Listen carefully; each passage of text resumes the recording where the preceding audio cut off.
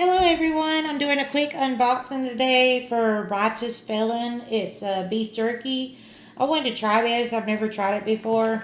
I got the, it's like a sampler pack online. I actually went under the shop app and did this, but you can go to their website also. And I was going to do a quick unboxing, just show you what I got in that little multi-pack there. We got all kinds of flavors here. Here's the Biltong kind. There's some turkey jerky, of course the beef. There's barbecue, habanero, the bourbon, truffle flavor. There's a teriyaki, and here is the OG hickory.